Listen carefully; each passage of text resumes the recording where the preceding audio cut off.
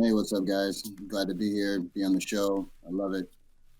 Really Michael happy just told to. me that you're in the Bay Area. What are you doing out there?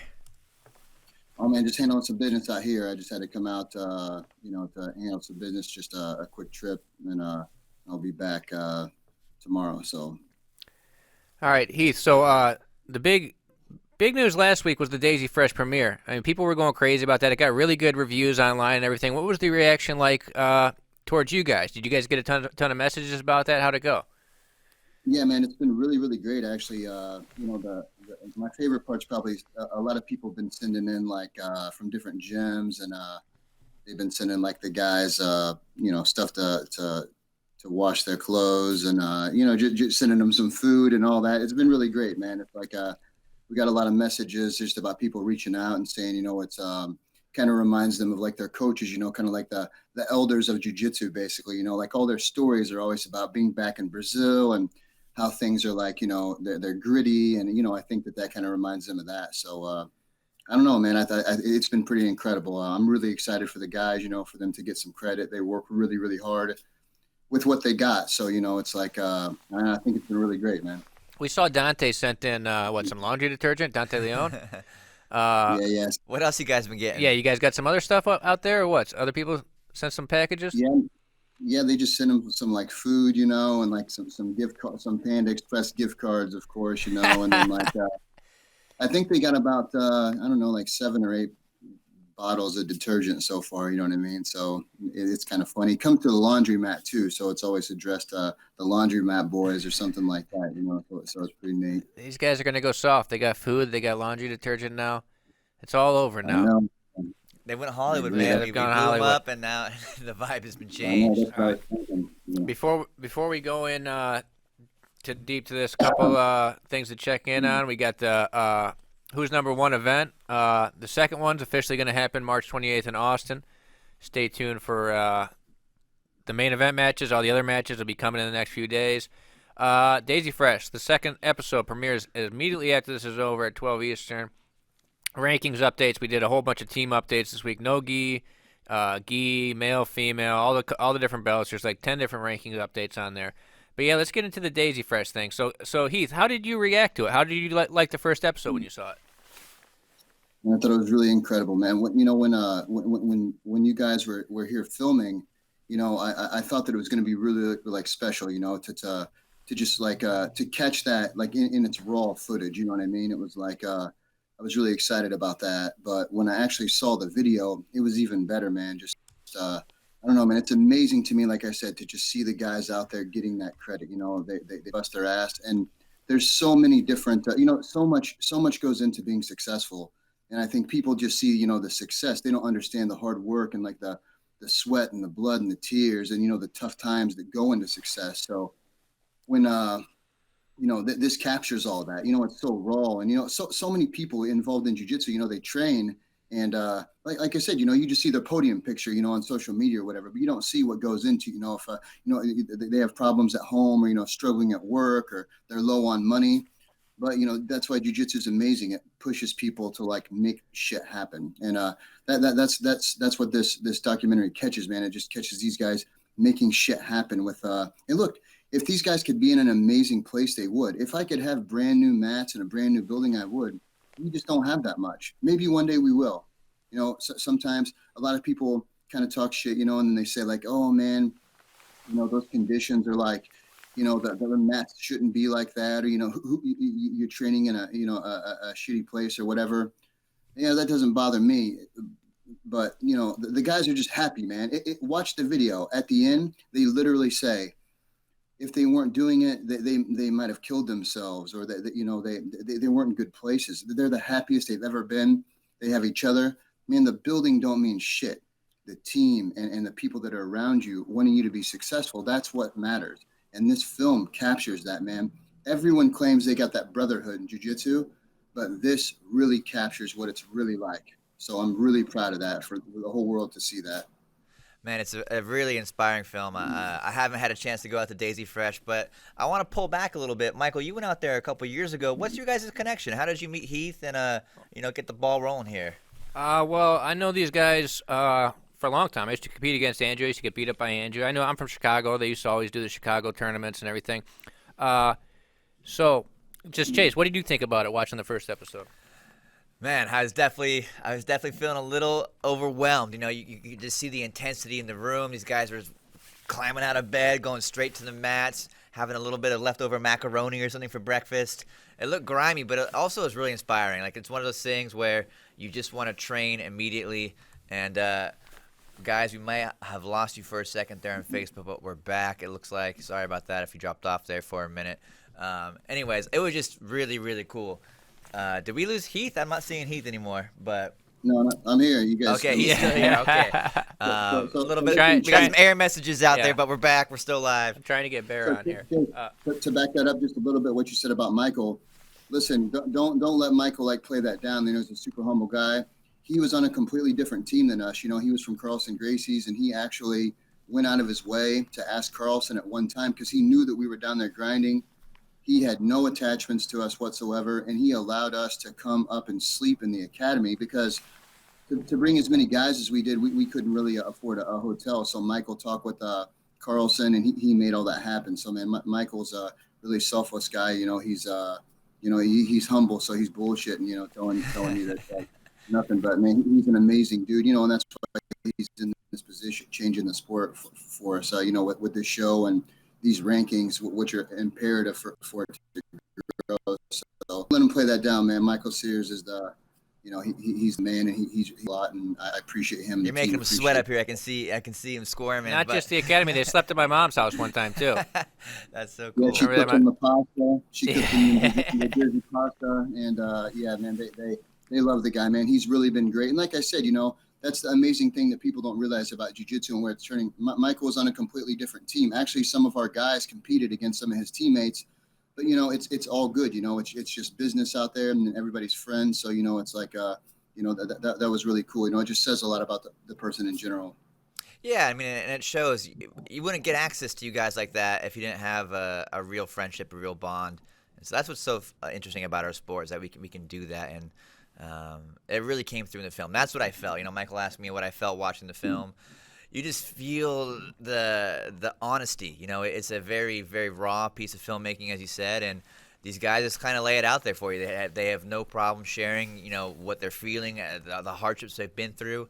And I think we might have Bear from Shoybo potentially on the line. I don't know. We'll see if we hear his voice pipe in here in a second. But it was a thrilling piece of filmmaking, and I'm super excited, by the way, for episode 2. For those of you that may have missed the live broadcast, we're doing the same thing today, which means that from 11 a.m. CST, 12 noon Eastern, we'll be running a continuous loop of the second episode, and you guys can also tune in on demand if you want to. There he is, Bear. You hear me? I see him. All right. Heath, what was your favorite part about the show, the first episode? I mean, it's so funny, you know what I mean? It's like it's almost like a comedy and a drama all in one. You know, it's like I don't know. My least favorite part is when it shows me, but my favorite part is just I don't know, man. Maybe the guys just breaking balls. You know what I mean? Like just seeing them kind of like in their natural, like not the training. You know, like so many films are just about training. It's all the same shit. Like, oh, jiu-jitsu saved my life, and you know, everybody from that horrible street that was the worst street, you know, but you know, you could kind of see the guys, you know what I mean? You could see them like together hanging out and just, you know, like being friends, you know, like I said, it's a real friendship these guys have made, a real brotherhood. So that's probably my favorite part, is catching that like in its natural state, you know what I mean? Just seeing the guys do that, you know, all their beds laid out, you know, it's like, you know, I don't know. I don't know. It's like when you get older, you lose those friendships. You know what I mean? With like guys when you're young. Yeah, absolutely. What the fuck they're doing over there? Yeah, Bear, what's going on in the background over there? Bear, you in a packing mill right now in the factory? Yeah, man. Sorry, man. You're in the packing district of Southern California. I apologize. I'm getting ready to send some bars of soap to good old Mount Vernon and Tide laundry detergent over to Mount Vernon for our friends, you know. So living that life. So that's what we're doing over here. Again, that's our new sponsorship. We don't make gis, make laundry detergent. There you go. Jiu-Jitsu laundry detergent. We already got a whole bunch of jiu-jitsu soap companies. We need some jiu-jitsu laundry detergent. Extra strength, bro. Anyways, Bear, how you doing, man? Welcome to the show. Good, man. Good. I'm just I'm stoked to be on. Watch the man with the San Francisco Giants hat. All right, Heath, let's have speak his gospel and share. You know, Heath, so I'm excited. I'm excited he's on finally. Let's have a little fun, Heath. I want to hear some stories. I want to hear some stuff that wasn't in there. Tell us something funny about these guys. I know there's a bunch of crazy stuff. Let's kick it off. Tell me the little Hercules story. What is the little Hercules? I think the world. Oh, right. So Andrew's, Andrew Wiltsey, he's from a really like wild background. Like I said, these guys are from up in Michigan. They're actually born in California originally, and their parents owned this like crystal business. It's like these, these crystals, and I don't know if they like worship them or kiss them, or I don't know what they do, but so they believe that they heal them. So anyway, they're really wild. They're really like old-fashioned. And Andrew was actually born at home. So his birth certificate's like, it's not a normal birth certificate. He like didn't get like, vaccinated or anything like that. His dad delivered him, and they like kept him at home until he went to school. So one time on the internet, actually when Show Your Roll sponsored Andrew, his dad made a big post about it and said that the day he was born, they were going to name him Little Hercules because he was he was laying on his stomach and he did a push-up, like straight out of the womb. He like came out kicking ass basically. So it's like, so they called him Little Hercules for like, I don't know, growing up. And it's really wild though, man. They're really wild boys. Like, they had mentioned in the show, if you didn't catch episode 1, first off, by the account, look, FloGrappling is amazing, man. It's changing the sport. It's incredibly imperative. The news and the rankings and all the stuff that they're doing. It's not just about black belts anymore, man. It's like, it's about everything else. So, get on these films. They touch on so much incredible shit. You got to support that stuff, man. We got to support each other and support the things that make the sport grow. And Flo's definitely doing that, and I feel like they're the only one right now that's really like kicking ass and doing that. But, in episode 1, if you catch it, yeah, he mentioned, something about that. Like, he thought that he was a wizard or something. Him and his brothers, his parents told him that until he was like, I don't know, like in junior high, basically. So they're wild, man. It's good shit. Bear, what's your connection to these guys? They're from the Midwest. You're based out here now in California. How did they pop up on your radar? What's that story like? Man, I saw them and I just wanted to. I said, these guys are crazy as shit, and I was like, I just want to be a part of the show. I just wanted to be along for the ride. That's all it was. It was just kind of like I was being a little selfish, and I saw Heath doing amazing things, and he's been he's been so gracious to let us follow the ride. No, but these guys are amazing guys. I think like what the film's getting is like 1/10 of what's actually happening over there, and I think Heath has stories for days. Like I've probably only heard like one of the 10,000 stories that are there, and every time I hear a new one, I think he's lying, just because they're so outrageous. And then he doesn't really lie. So like, so you're trying to, after you've known him for a while, you're like, okay, he's not lying. And then he sends you another video, you're like, okay, he's really not lying. And then he sends you another video, you're like, these guys are batshit crazy. Like, but the cool thing is, like, I think the cool thing is they're real dudes, like they're real people, from all different walks of life. And like we met them early when Andrew was going through his ranks through like white and blue belt. Orlando connected me with Heath, and then after that we just kind of like formed a friendship, and just kind of been watching his work and admiring his work over the last few years. And yeah, it's wild. Like what they're doing is wild, and it's the results they're getting they're amazing. But I think more importantly, like what Heath's doing to help rebuild these people as like better humans, and actually offering them like an exile, and also just like a place where they can rebuild themselves to become better people and humans. Like that's the real story. The jiu-jitsu part's just a bonus. Like literally when you talk to these guys will give the shirt off their back or anything for Heath, and they'll do that for anyone that supports what they do. And I think it's kind of like lost in our world today, and also in society. So to see something like this, it's true, it's authentic, and it's much needed for for the world, not even just for the jiu-jitsu world, just like for humanity. So it's rad. Shout out to Tammy Musumeci is in the comments right now. Tammy Musumeci is a big fan of the Daisy Fresh guys, apparently, says you guys are badasses. Shout out from a Black Belt World Champ there. Heath, so what's some of the crazy shit that goes on around there that we don't see? Because I know, I mean, they were pretty wild when I was there with the camera. Even though they're accustomed to me, I'm sure there's some stuff when I'm not around. Like, what are some stories you got about these guys over there? What kind of stuff jumps to your mind? Well, I mean, so it's funny because it's really loose. Like the academy is really loose, but at the same time, it's really locked down. Like the guys don't miss class, they're not late, they don't miss their drilling times. But other than that, I think it's important. You got to let them just go out and be wild. There's a little train right there, that comes by. Some of the guys have seen them jump on the train. They take the train to the next town. I'm just talking about like jumping in a boxcar. They just jump on, take it to the next town. What? Yeah, no train doubt. hopping. Who does this? I can't say. I talked to that. But anyway, Yeah, you guys thought that just happened in India. That happens in Mount Vernon too. You can't just jump on a train and go to your next state. That happens in the U.S. too. Told you. No. I told you he's not true, lying. Man. So they, it's like in the summertime after practice, there's like a little ravine down there, and the guys, as soon as they get done, they all they're like kids, man. It's awesome to see. I think we lose that, like as adults.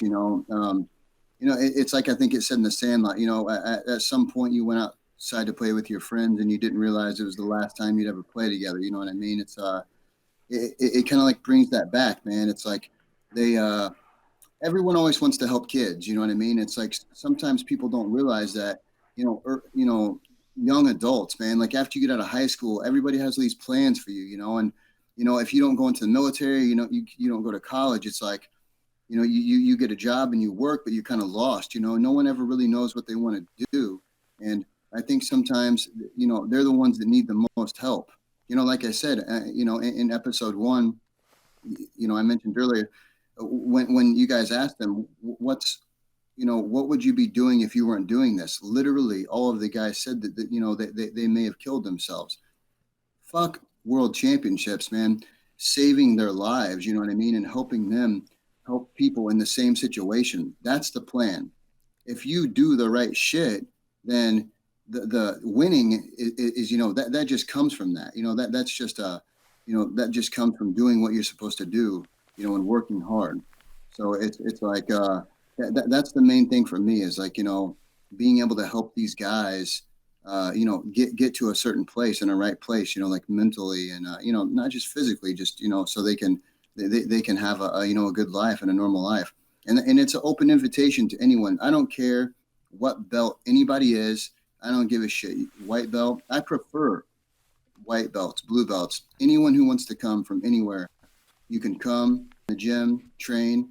I don't care what team you're from. None of that shit matters, man. Just come in and we'll get it in. Anyone's welcome all the time. But that's the most important thing to me. You mentioned them swimming after the training. I should do something with that because in August when I was there, I followed them on the train tracks where they jump in that little pond down there. That'd be a cool little 10-minute video. They finish the Nogi train. They just walk down the train tracks and jump in this little swamp thing. It's pretty cool.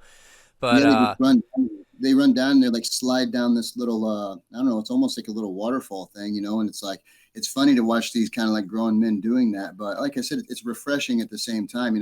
I have 2 boys, so it's like my sons spend a lot of time with these guys, and it's like watching them with them, it's really incredible for me. So to see that, but they still enjoy life. Sometimes we get lost and you have to go to work and you have to have a good job and to have a nice car, you have to keep that job. And, with your wife, you got to keep your wife and your kids happy and you got to do all that stuff.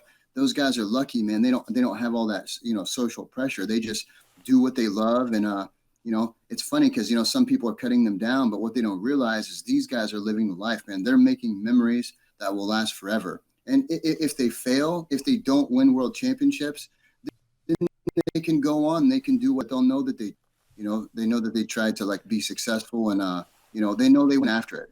And there's nothing worse than laying in bed and wondering what if. And these guys, they're going to know, they're going to know they went after it. If they don't get it, fuck it. They went after it. That's all that matters. What about Andrew's passport situation? Is this guy? Are we going to ever get him a passport and get him out of the country? Is there any progress on that?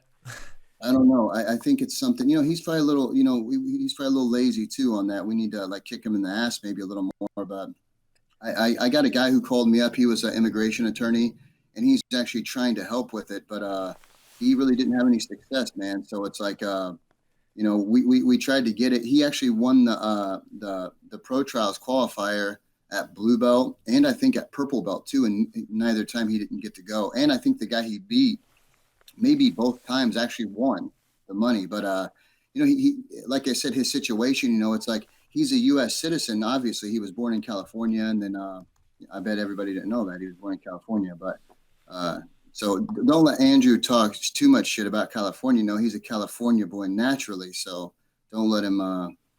Make sure you guys remind him that when you see him. But it's we're just trying to get his stuff together because we want to get him over there, man. And he's ready to jump in. Andrew's always ready to go, bro. He's like, he doesn't understand that maybe you're supposed to be nervous or scared of people. I don't want to say he doesn't have any respect for anybody, but he just doesn't, he doesn't respect the game. He just goes in, fucking gets it in, win or lose, goes after the guy, usually wins, sometimes lose, but no matter what, he's coming, he's like Mike Tyson, you know what I mean? He's like, he's just bringing it no matter what, win or lose.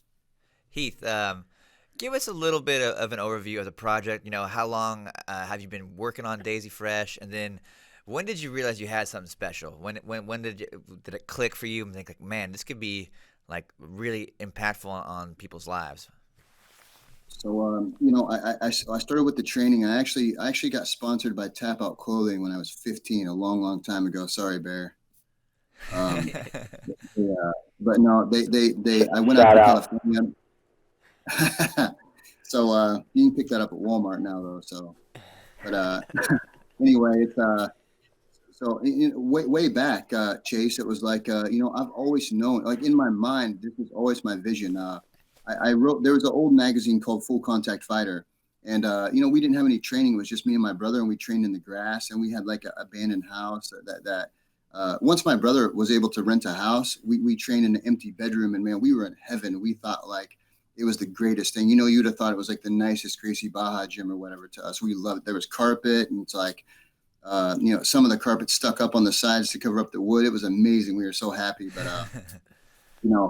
we started taking all the local kids then, man, anyone from our neighborhood, anyone that wanted to do it. And we just kind of started trying to build it. And it was like, so many people are lost. Like I said, you just don't know what to do. And it gave everybody really something to look forward to. My brother, Randy, he's a big, he really pushed for this. He doesn't do it anymore, but he kind of set the standard for me. And he let me know that how important it was to like help people and take everybody in. And my dad was the same way with all the neighborhood kids. He took in a bunch of kids always. And he was always, for us, no lunch money, me and my brothers, but for all the neighborhood kids, he's always buying them stuff. He's a great guy. You know what I mean? So just taking care of people and having them, trying to help them out. So I went out to California, and I like traveled, and I like lived in as many gyms as I could basically. And I went out and stayed with Dan from Tap Out and a guy named Scott Profit out in California. And I would just go back and forth. And I wrote all these guys in Full Contact Fighter, every person. And the only person who messaged me back was a guy named Eugene Jackson. He fought in the UFC back in the day. And I went out and stayed with him. And he had this program, man. They're like all these kids from this really bad gangbanging area. And he just took all of them into the gym. And I asked him, how are you able to take all these kids in, because they can't pay? And he told me, look, you got to get the ones that can sign up and help to help all the other ones. If you're doing it to make money, you can have beautiful, beautiful gym if you want to make money. But if you really, really want to help people, it's going to take a long time before it's successful financially and you're able to help people. So that was like the big thing. I was 16 then, and that's when I really, really wanted to just be able to open something where everyone could come, and live and, and be a part of something like bigger than themselves. And so that was the biggest thing. I went out and I trained at I got all my belts from Rodrigo Vaghi in St. Louis. He's about an hour and a half away. So I would hitchhike sometimes. back and forth until I got a car, and then I would drive over, and I got all my belts from him. And I opened up the gym for the second time when I was a blue belt, and it just went in from there, man. I just took all the local neighborhood guys, and we just kind of trained. And then Adam Adcock was one of my students. I was a blue belt and he was a white, and he was our first world champion. He won the white belt world championships. He actually went with Pete O'Neill in the finals at white belt. And for me, that was like when Buchecha won the Open. We were so excited, man. Thinking back on that, it was like the greatest thing in the world. And the guy was just a white belt. And that's always been important to me, man. Building that foundation. People don't give a shit about white belts. You know what I mean? And even blue belts, they say, oh man, the guys are white belts and the blue belts, but they don't realize, man, that's where the foundation is laid. When you get it in their head, this is the way it's got to be done at every belt. They start killing it, from white all the way on up. So that's always the plan. So yeah, that was kind of the vision since day one, man. I've always wanted to do this, and I don't know what else I would do, man. This is my whole life, and besides my kids, and this is just this is my true passion. I truly love this, and I really love just helping people, and helping them get to that place, and helping them win, helping them be happy. Hey, Heath, so something I think is interesting, a story you've told me that I don't think that you told it in your interview. I don't think it made it to the final cut of any of the things. Tell the story about how you met Andrew, how you came across Andrew in Michigan. So I was doing I was helping a mixed martial arts show back in the day when shows would kind of like do bad. It's like if Chase is running a show in Austin, and he's there's only 3 weeks left, and he calls and he says, hey, I've only sold 200 tickets. You got to bring in a Wolf. I'm going to come in and help him sell tickets. So I went up to Michigan, and it's an Indian reservation. It's there. It's really funny up there, man, because you go up to the very top of Michigan, and then there's like another line. It's almost like a second state. It's the Upper Peninsula. And once you get up there, there's like bear, and it's like, like 12 foot of snow. And it's like, there's these little islands off to the side. And it's like Canada didn't really want them, and America didn't really want them. So it's like that's where Andrew lived. He lived on this little island. And I went to this boxing gym, and I was just doing seminars, for like the kids on the Indian reservation, and anyone who wanted to come train while I'm there, I would just go and train with everybody and try to help them out, and maybe get little satellite programs together, and then I could send them moves, and then they could do them or whatever. But they said there's this kid, man, like he had trained with this guy up there, and they're like really raw. They had done a little bit of judo. They didn't really know anything, but man, no one had like tapped him out or anything, and they said he's a monster, man. He can do like 100 push-ups and 50 pull-ups. And when I got there, it was Andrew, and he was like this really, really, he kind of like looked at the ground, and he like didn't have any like self-confidence at all. But he was like a monster, man. Like, and when I met him and I talked to him and I taught him, he listened, and he could do everything immediately. He's just a natural. He just picks everything up, and they said he hadn't been tapped out for like 2 years or something. So we're going. And then I had submitted him a bunch. Like I said, he was brand new. He didn't know anything. And after we got done, he looked at the ground and came up and shook my hand. And he said, I did not realize that you were a master of the art. He kind of, and then we just kind of made a relationship. And I told him, hey, man, look, if you're interested in this, I took him home, and his living conditions weren't very good. It's like they had to take a ferry boat out to this island. And dude, it's like an hour out there, and they had to take it to school every day. So Satya, or Bird, is his brother. And I asked the principal, look, if I take these boys, can Satya finish his school? My mom's a teacher. Can we just homeschool him? And she said, look, anything to get him out of these conditions, I'll get him a laptop. We'll send him down there. So Satya, Bird, he actually came and finished his high school in the gym. And then Andrew came down, and it was December. And we had a show going on, and I remember it was like, it's like 25 degrees, or something like that, not like crazy cold yet, but, like below freezing. And the Wiltsey brothers had their shirts off outside, and they were like, it's like they were sunbathing outside, and everybody was like, who the fuck are these crazy ass dudes out here? But, yeah, I just kind of picked them up, and, they were wild at first, man. They just kind of, they just read books and then trained, and I showed them stuff, and they would like, the first time Andrew ever came into class, we had this little guy who had just won the worlds as a white belt, and he was doing really good at blue. And in the 2-minute period, he tapped Andrew out like 7 times. And Andrew said, man, what can I do? I got to do something. And I told him, you got to start grip breaking, break the grips like this. And I was working nights then, and I came back in, and then, like I said, Andrew was he had his brother, and he was covered in blood, man, like his hands and his gi. And Andrew was breaking the grip and breaking. And it was like 2:30 in the morning. It was like my lunch break or whatever. And he, man, he's just a monster, dude. He just doesn't stop. He gets in his head, and he just does it and does it and does it. But it was an amazing find, man. I think it saved their lives, and I think they're going to help save other people's lives. So it was like, it was a really, really lucky find, though. Just being up there and doing that. It was, I'm glad that I was able to do that and pick them up. Bear, something I'd be interested to ask you. Actually, both of you guys. This be a question for both of you, because I mean, it's no secret that these guys don't got a lot of money. Like, people watch it and they're like, "How the hell do these guys even eat?" Right? Like, I remember when I went there for the photo essay, Heath. You remember? They told me if I wanted to go to the bathroom, I had to go next door and use the toilet paper at Hardee's. I was like, "What?" They're like, "Yeah," but then you see the training, and there's 30 people in there with show-year-old geese. What's the pipeline that's going on to get? How are there so many show-year-old geese making their way to Mount Vernon? Bear, are you hooking these guys up? What's going on with that? Man, you ever look at photos of Kenya and the best runners in the world wearing Nikes? There's a reason why the best runners in the world in the middle of Kenya, when they can't even get running water, are wearing Nikes.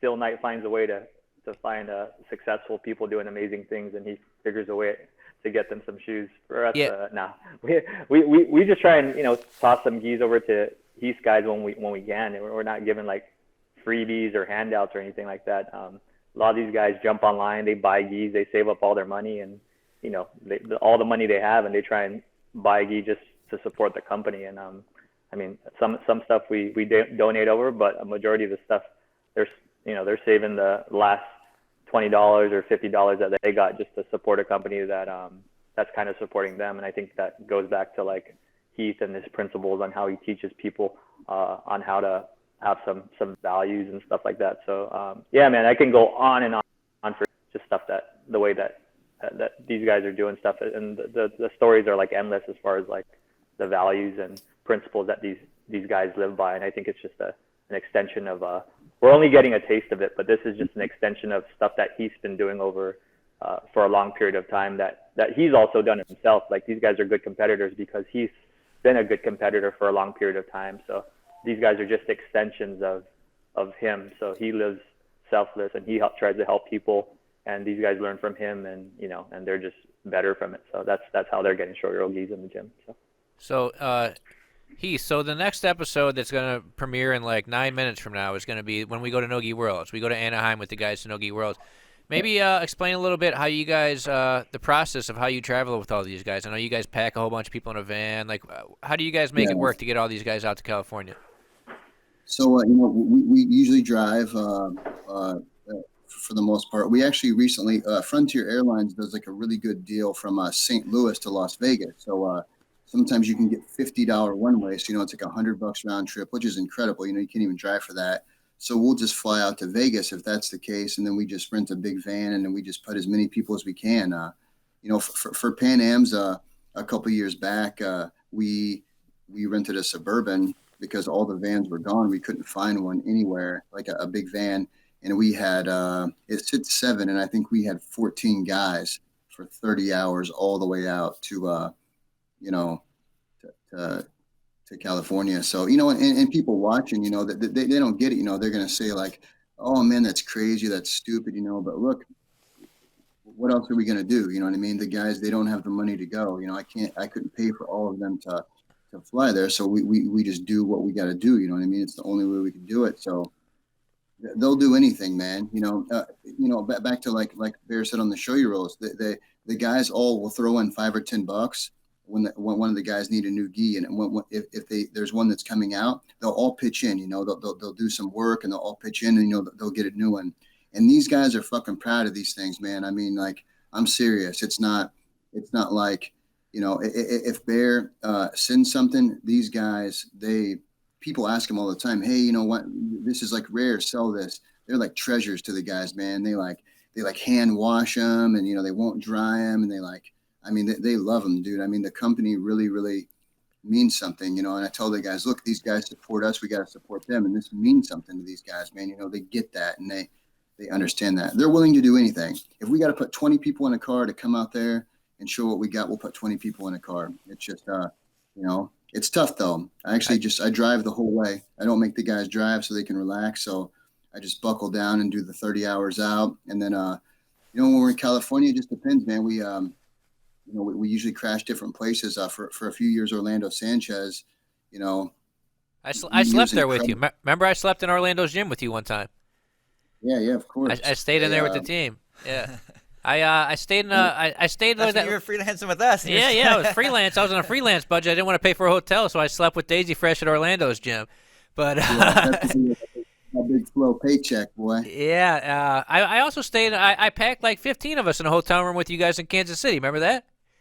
Yeah, no doubt. We did that. We did the respect show up there, the Fuji World Pro thing, and I've slept. It's not that bad. I slept 3 days on the mats when I made that photo essay too. And remember, me and Arthur came out there. That was cold too. That was the dead of winter. Incredible. That was a rough one. But I think something that really stands out for the guys, you know, if you would ask them, I can't speak for them, but you know, like you've been there, Michael. You've seen it. You know, it's like I'm not in a bed, man. I'm on the floor with these guys, and I'm in the car with them. You know, I don't show up late or take a different flights. I mean, you know, I'm down on the field with them, man. You know, that's important, I think, to you know, if you want someone to represent you and like, you know, it means something, you know, you got to meet them more than halfway, you know, you got to set the example. So I think it's like, you know, a lot of coaches now, you know, they want this full loyalty and they want these guys to like represent them, you know, and it really means something. But, you know, and unless you're giving them back even more, you know, it's not going to happen. You know what I mean? So it's I think the guys, you know that, you know, like, you know, you were there, man. I sleep on the mats with them, man. I'm old too. Back's all hurt and shit. And then, you know, you got coach all day and I got tons of excuses, but I'm right there, man, with the guys on the mat. And I think that's important, you know, to build that bond and relationship. You know, when you see the person who's pushing you, it's easy sometimes to think like, damn, you know, why don't you do it, man? You know, it's like, oh, you know, I got to do 1,000 burpees. You know, why don't you do that? I got to do 10,000 arm bars. So I do all that with the guys. You know, I'm out there with them, and you know, I'm on the field with them, and I think that goes a really long way. You'd have to ask them, but you know, I feel that. Bear, I gave you a sneak peek of episode 2. What did you think about it? It's going to come out in about 4 minutes. What do you think about this thing?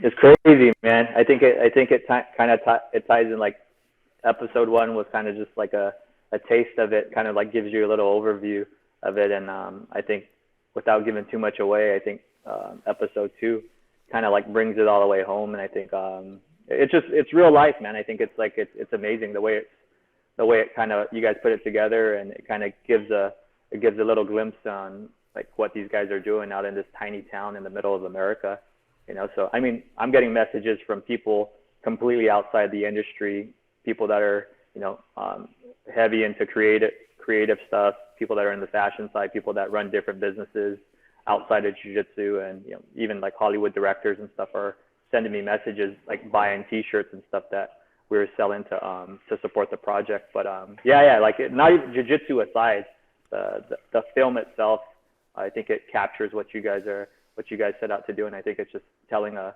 really good authentic story of a bunch of individuals out there rebuilding their lives and becoming stronger. And it just so happens they're learning some jiu-jitsu along the way. So I loved it. I dig it. Touching a little bit on what you said, I think the move is going to be like put both the episodes together, polish it up a little bit, and make some sort of documentary, because you don't got to like jiu-jitsu to like this thing. Like, it's just an interesting documentary. Like, a lot of personalities. Yeah, they're likable guys. It's an interesting story. It's different. It's something people aren't used to. And in the end, if you watch today, like, my wife cried at the end of this thing. Like, at the end of it, it's got a great ending. All right, Heath, we got 2 minutes till the premiere, so we're going to get off here. Heath, if you want to say a little message to everybody who's been watching, reaching out to you guys, go ahead and close it out for us. Yeah, no doubt, man. I really appreciate everybody, you know, like I said, just, you know, everybody who got the account so they could watch it, and Flo, and everybody who's like supported it so much. You know, they've put so much into it, and Bear and Shoyuro and everybody, man. I just appreciate everybody and everything they've done, you know. So please, you know, support FloGrappling, support the video. It's amazing. I truly believe, not because we're on it, that I truly believe that it's the greatest piece that's ever been done by all Flow Sports, man. It's really amazing. And I'm so happy for the guys, man. It's just, I'm proud of all you guys from like PSF that, made this happen. They wouldn't have came and filmed if you guys didn't put it in, and lay it on the line every single day. So without them, this couldn't have happened, man. So I'm just so proud of all those dudes. And listen, the Daisy Fresh FloGrappling, if you haven't seen it, you're missing it, man. Just watch it. It's badass shit. And I think it's going to just blow up, man. It's really incredible. So thank everybody who supported it, everybody who's been sending stuff and all the messages and kind stuff, man. It really means a lot to me and the guys. What's the address to send laundry detergent to before we get out of here? Where can people ship stuff to? It's 105 South 17th Street, Mount Vernon, Illinois. All right, there we go. Let's hook these guys up. Ramen noodles, microwavable food, all that stuff. Heath, thanks so much for taking it. I mean, I know we were supposed to do this yesterday. Heath and Bear, thank both of you for working with us. I'm going to go ahead and cut this off so we can all go and watch the premiere of episode 2. Mike, we got the Mike, we put the shirt and the hoodie back on the store today. Ends today. So if the guys want to jump on and buy the shirt, jump on the website. Showyourroll.com or what's the website? Showyourroll.com. Showyourroll.com. Buy the Daisy Fresh shirt and the Daisy Fresh hoodie. Go buy the hoodie and go buy the shirt. It'll be gone by today. It'll be gone by today. And the proceeds are going to go to helping these guys or something, right? Something like yep. A lot of soap. All right, there we go. Yeah, let's get these guys some soap. The soap fund is in full effect. All right, go watch right now. It's 11 o'clock. Actually, 12 Eastern. It's starting right now. The premiere of episode 2. Thanks. See you guys later. Yeah, boys. Thanks, guys.